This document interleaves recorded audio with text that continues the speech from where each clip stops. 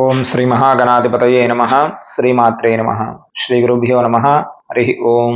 అందరూ అడుగుతూ ఉన్నారు, అయ్యా నక్షత్రాల గురించి చెప్పండి స్వామి, నక్షత్రాలు ఏమిటి? ఈ నక్షత్రాల గురించి ప్రతి ఒక్కరు కూడాను ఒక్కొక్క నక్షత్రానికి ఒక్కొక్క వృక్షం ఉంది, అనగా చెట్టు.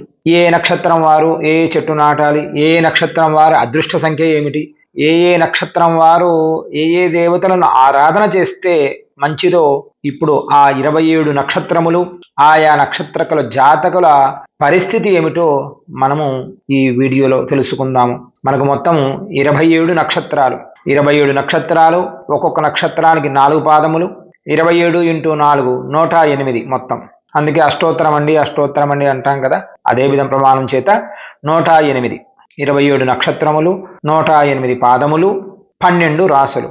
మన జాతక చక్రం అంతా కూడాను ఇక్కడే తిరుగుతూ ఉంటుంది. నక్షత్రాలు, పాదాలు, రాసులు. ఈ క్రమేణా వాడి జాతకం అంతా కూడా చిటికలో చెప్పడానికి మూలం ఏమిట్రా అంటే అందరికీ కూడాను నక్షత్రం.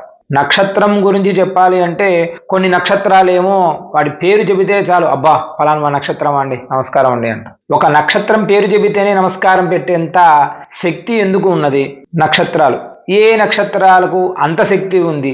ఏ నక్షత్రాలు సామాన్యంగా ఉంటాయి? కొన్ని నక్షత్రాలు ఉగ్రంగాను, కొన్ని శక్తివంతమైన నక్షత్రాలు, కొన్ని మధ్యస్థ నక్షత్రాలు, కొన్ని నీచ నక్షత్రాలు. అన్ని నక్షత్రాలు మంచివే, నక్షత్రాలు ఏవి చెడ్డమని చెప్పరు. కాకపోతే ఉన్న నక్షత్రాలు గుణ గణములు ఏమిటి?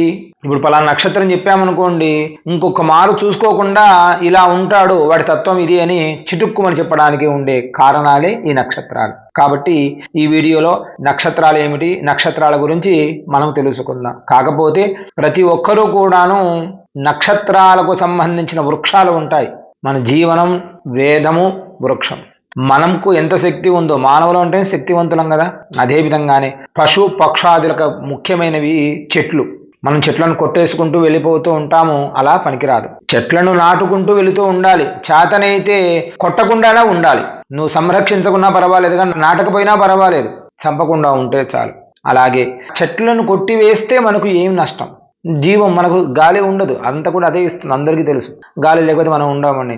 అదే విధముగానే జాతకులకు తెలియకుండానే వారికి నక్షత్ర దేవతలైన ప్రధాన దేవత అయిన వృక్షం, ఆ వృక్షాన్ని వీడు తెలియకుండా కొట్టివేస్తే వాడి జాతకంలో చాలా ఇబ్బందులు పడతాడు. కాబట్టి సరే మనం తెలియక చేశామండి అనుకుంటే, ఇప్పుడు నేను చెప్పిన నక్షత్రాల వారు ఎక్కడైనా కానీ మీరు అడాప్షన్ తీసుకోవడం అంటారు కదా, అలాగే మీరు ఒక చెట్టును తెచ్చి, మీ నక్షత్రములతో ఉన్న చెట్టును తెచ్చి నాటుకొని ఆ చెట్టుని మీరు సంరక్షించాలి. ఆ చెట్టు ఎలా అయితే వృద్ధి చెందుతుందో మీరు కూడా అలాగే వృద్ధి చెందుతారు. ఇప్పుడు విషయంలోకి వస్తే నక్షత్రాలు, నక్షత్ర దేవతలు అవన్నీ కూడా మనం తెలుసుకుందాం. ముందుగా అశ్విని నక్షత్రం. ముందుగా మనం అనుకున్నట్టుగానే ముందుగా అశ్విని నక్షత్రము. అశ్విని నక్షత్ర అధిదేవతలు సూర్య భగవానుడి భార్య పేరు సంజ్ఞాదేవి. సూర్య భగవానుడికి పుట్టిన వారు ఈ అశ్విని దేవతలు. అశ్విని నక్షత్ర జాతకులు అశ్వం వలె ఉత్సాహంగా ఉంటారు. అశ్వం అంటే గుర్రం. గుర్రం వలె వీరు కూడాను వేగవంతులు, శక్తివంతులు. వీరికి పోటీ మనస్తత్వం ఎక్కువగా ఉంటుంది.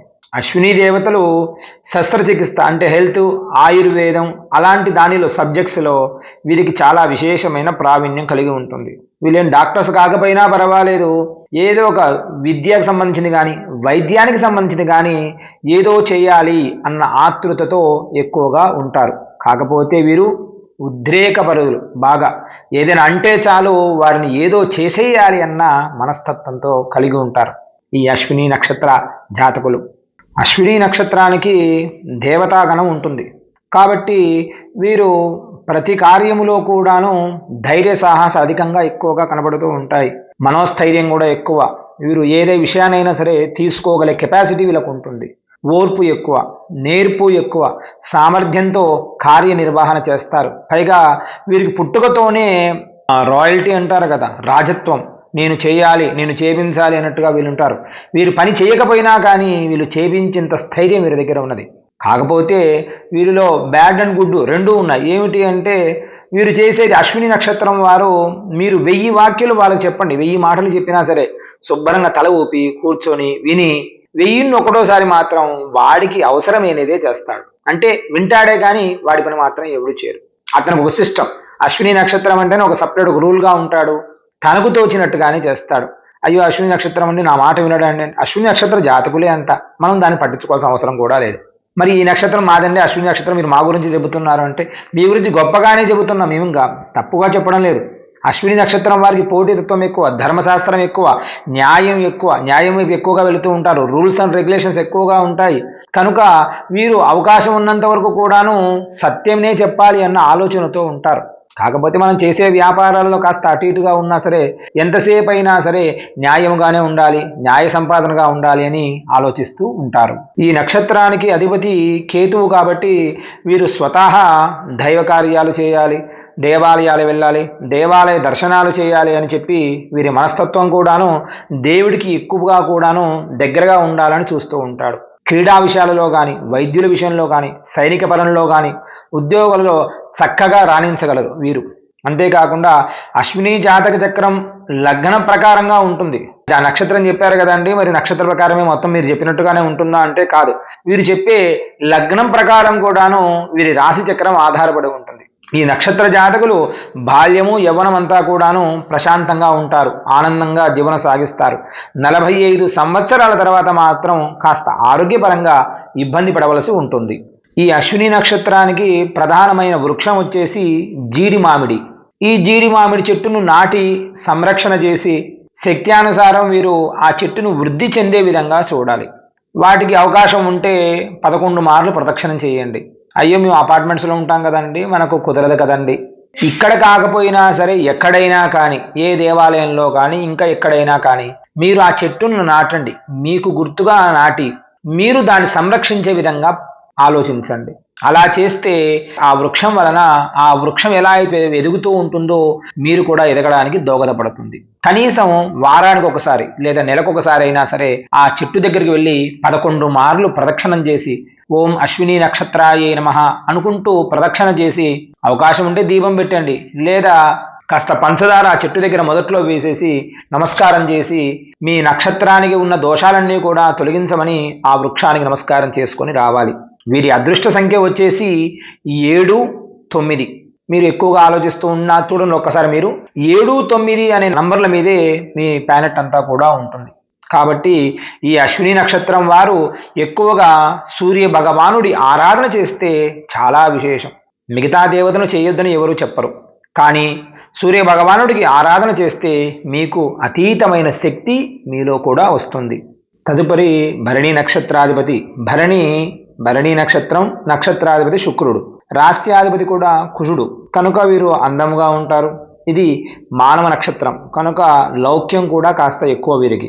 పరిశుభ్రం, కాస్త నీట్గా ఉండాలి, రూల్స్ అండ్ రెగ్యులేషన్స్ ఇలాగే ఉండాలి, ఇలాగే చేయాలి అని ఏదో పుస్తకం అంటారు కదా, అలా ఒక పుస్తకం లాగా వీరు భరణి నక్షత్రం వారు ఒక రూల్ బుక్ పెట్టుకొని ఆ రూల్ బుక్ ప్రకారమే సాగిస్తూ ఉంటారు. అవకాశం ఉన్నప్పుడు మాత్రం మన పని చేసినట్టుగా ఉంటారు, కానీ ఆ రూల్ బుక్ ప్రకారమే వారు ఏ పనైనా చేస్తారు. వారు ఏదైనా అనుకుంటే ఆ పని తప్ప ఇంకొక పని చేయరు. ఇది వీరి సహజ గుణము.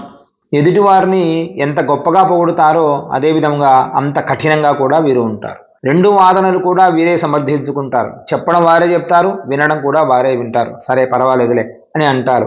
ప్రేమతత్వం వీళ్ళకి ఎక్కువగా ప్రేమిస్తారు. వాళ్ళు ప్రేమించినట్టుగా ఎవరు ప్రేమించలేరు. అలాగే వాళ్ళు అదే విధంగా అదే తీసుకుంటారు. నేను నిన్ను ఇష్టపడ్డాను కాబట్టి నువ్వు నన్ను ఇష్టపడాలి ఖచ్చితంగా, లేకపోతే నేను ఒప్పుకోను అన్న విధముగా ఈ నక్షత్ర జాతకులు ఉంటారు.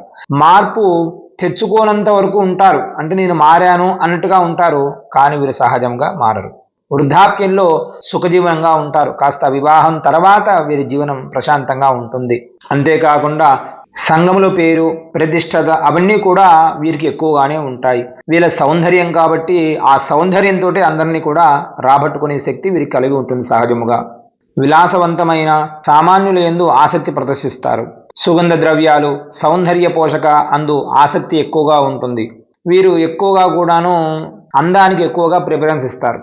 నేను అందంగా ఉండాలి, అందంగా చూడాలి, 10 మంది నన్ను పొగడాలి అని సహజంగా వీరు స్వభావం.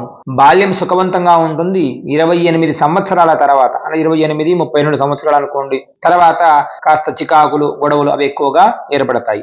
ఇవన్నీ కూడాను జన్మ నక్షత్రాలు. ఇందాక చెప్పిన అశ్విని నక్షత్రం చెప్పాం కదా, అదే విధంగానే జన్మ నక్షత్రానికి సంబంధించినటివే తప్ప మరి లగ్నం ప్రకారంగా చూసుకుంటే వీరి గుణగుణాలు కూడా వేరే విధంగా ఉంటాయి. భరణీ నక్షత్రం వారికి జాతక ప్రకారముగా ఉసిరి చెట్టు ప్రధానం. వీరు ఉసిరి చెట్టు నాటాలి. ఉసిరికి సంబంధించినవి ఎక్కువగా కూడా వీరు ఆహారంగా కానీ పానీయములు కానీ తీసుకుంటే ఆరోగ్యపరంగా మీరు ఆనందంగా ఉంటారు. వారానికి ఒక మారైనా నెలకు ఒక మారైనా ఉసిరి చెట్టు దగ్గర నేతి దీపారాధన చేయండి. నేతి దీపారాధన వలన మీ ఐశ్వర్యములు పొందుతారు, సకల అభీష్టములు నెరవేరుతాయి, కష్టములన్నీ కూడా తొలగిపోవును.